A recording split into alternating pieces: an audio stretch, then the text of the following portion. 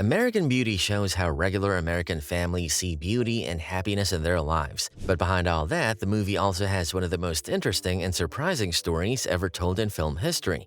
What most viewers don't know is that the version we all watched could have been completely different. By the time you're done watching this video, you'll discover all these hidden stories and see just how much creativity and effort went into making this unforgettable film. Number 1. Teenagers on Trial. Writer Alan Ball's first script might have had a much darker finale where Jane and Ricky ended up in a courtroom accused of killing Lester.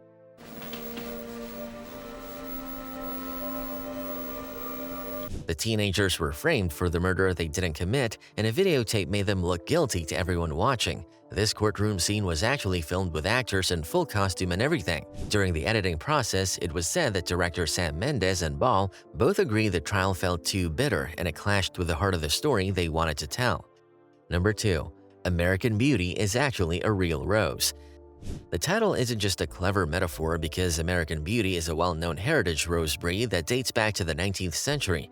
First bred in France around 1875 and later introduced to the United States, the American Beauty rose is typically deep pink to crimson colored. It has lush petals and produces a strong, pleasant fragrance that gardeners love. In the film, roses appear as a recurring symbol throughout the story. Carolyn tends American Beauty roses in her garden with great care, and Lester's fantasies of Angela are symbolized by vivid rose-red petals everywhere. Number 3. 1920s German music influence.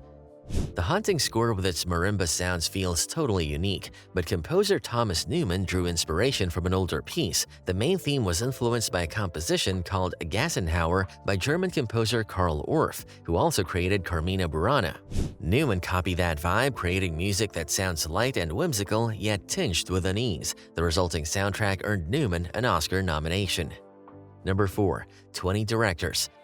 American Beauty was Sam Mendes' very first movie, and he only got the job after the producers met with about 20 other directors who ultimately passed. Mendes was a famous theater director with 0 movie credits, so DreamWorks was really hesitant about hiring him. Mendes had to personally pitch himself to Steven Spielberg and the studio executives to secure the directing position. At the 2000 Oscars, Mendes won Best Director for his debut film. Number 5. Lester's Ghost. Some versions of the story suggest the film was going to start with Lester's spirit descending from the afterlife to revisit his old neighborhood. Kevin Spacey filmed an entire opening sequence where his deceased character wore a bathrobe and floated over the suburban streets like an angel. However, Mendes made a bold choice during post-production to drop the whole heaven introduction. He wanted the story to start more grounded in reality instead. I need a father who's a role model. Not some horny geek boy who's gonna spray his shorts whenever I bring a... Number 6. The bedroom scene. In early drafts of the film, Lester reportedly had sex with Angela instead of stopping at the last moment. Alan Ball's first version didn't include Lester pulling back when he learned Angela was a virgin. The change happened during production when Ball rewrote their bedroom encounter into something more meaningful. The rewrite gave Lester a touching moment of doing the right thing that made his character more sympathetic. Number 7. The Lolita Scandal. Some fans have linked the movie to Alan Ball's fascination for a notorious tabloid scandal that happened in 1992 when creating the story. The case involved a 17-year-old girl named Amy Fisher, who the media called the Long Island Lolita. She shot her older lover's wife and became a huge news story. Ball was working at a magazine during that time and noticed how the media exploited the Fisher case in sensational comics and newspapers. Number 8. The Plastic Bag. It was one of those days. It's a minute away from snowing. The famous dancing plastic bag scene actually came from something that happened to Alan Ball in real life. He once watched a white plastic bag flutter in the wind outside New York's World Trade Center in the early 90s. Ball stared at it for 10 minutes and felt inexplicably moved by finding beauty in something so ordinary and throwaway. That profound feeling stayed with him for years and eventually made its way into Ricky Fitts' video of a bag dancing in the breeze.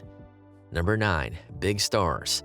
DreamWorks initially pushed for much bigger name stars instead of Kevin Spacey and Annette Bening. For Lester Burnham's role, studio executives reportedly wanted Bruce Willis, Kevin Costner, and John Travolta, among many others. For the wife Carolyn, the studio wanted actresses like Helen Hunt or Holly Hunter to play the role.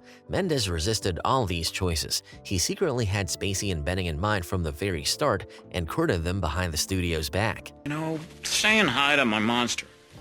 That's disgusting. Number 10. Two young celebrities. The part of Angela Hayes No, I'm fine. You sure?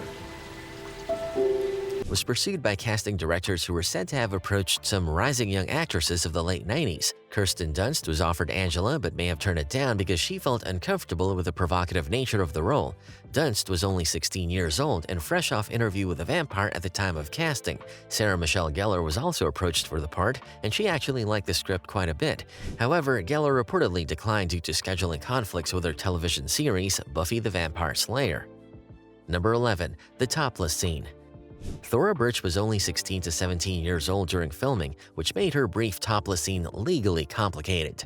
To comply with strict child actor laws, some say her parents had to give explicit written consent for her nudity. They also had to be physically present on set while the scene was being shot. A studio teacher and child labor welfare worker were also required to be on hand during filming. Number 12. Wes Bentley. Wes Bentley's casting as Ricky Fitz happened because of a happy accident when he was just 20 years old. His manager, filmmaker Lee Daniels, urged him to go audition for the role even though he wasn't scheduled. Bentley showed up at casting director Deborah Zane's office completely uninvited without an appointment. The casting team was caught totally off guard because they clearly weren't expecting him that day. Despite the awkward and unusual start, they decided to give him a chance to read for the part. Number 13. The Famous Poster. The iconic movie poster showing a bare midriff with a hand holding a red rose doesn't actually feature Mina Suvari. The image was created using two completely different models instead of any cast members. The abdomen in the photograph belongs to a model named Chloe Hunter, who was hired for the shoot. Meanwhile, the delicate hand clutching the rose belongs to Christina Hendricks, years before she became famous on Mad Men. Number 14. Mendes's Special Mixtapes. To help Kevin Spacey capture Lester Burnham's transformation throughout the story, fans speculated that director Sam Mendes gave him homework in the form of custom cassette tapes. Mendes created two mixtapes labeled Pre-Lester and Post-Lester, filled with songs reflecting different parts of Lester's mindset. The Pre-Lester tape had music that evoked his initial depressed and trapped emotional state at the beginning. Meanwhile, the Post-Lester mix featured more liberating and upbeat tracks as his character reinvents himself and finds freedom. Number 15. Jack Lemmon's classic performance. Sam Mendes drew inspiration from classic cinema when shaping how Lester should behave. He encouraged Kevin Spacey to carefully study Jack Lemmon's role in the 1960 film The Apartment as a template. Brilliant cast. Jack Lemmon in a delightful role which gives full rein to Jack's amazing versatility. In that movie, Lemmon plays an ordinary office worker who gradually gains confidence and self-worth over time. Spacey idolized Lemmon and had actually co-starred with him in Glengarry Glen Ross years earlier. Number 16. Lester's Transformation. The filmmakers used subtle visual tricks to show Lester's midlife rebirth throughout the movie. Kevin Spacey actually wore 3 different toupees over the course of the shoot, along with adjusted costumes and makeup. In the beginning, Lester has a slumped posture, clothes that don't fit well, and a drab thinning hairpiece. They used grayish makeup to make him look washed out and unhealthy. As Lester starts reclaiming his life by quitting his job and exercising, Spacey switched to a slightly fuller wig with more color. Are you looking to just lose weight, or do you want to have increased strength and flexibility as well? By the end, Lester's hair has sun-kissed golden highlights, his face looks ruddier and healthier, and he confidently fills out form-fitting shirts. Number 17. Carolyn's Closet Scene.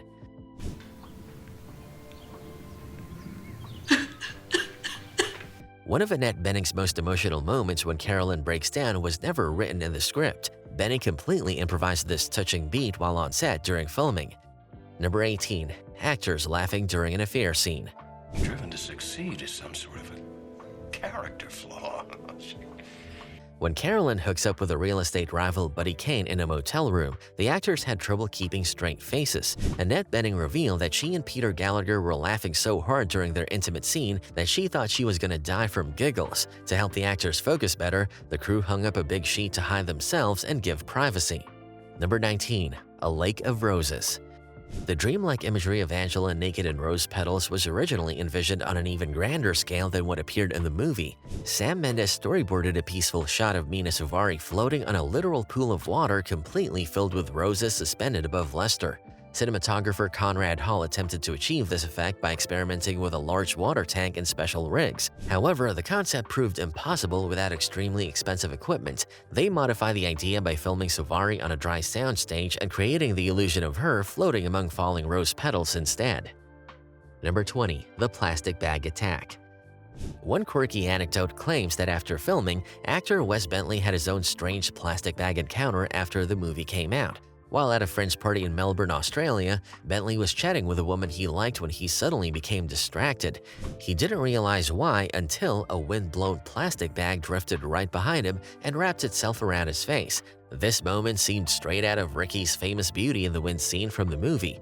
Bentley later joked on Jimmy Kimmel Live that his romantic endeavor didn't work out once the plastic bag stole all the attention.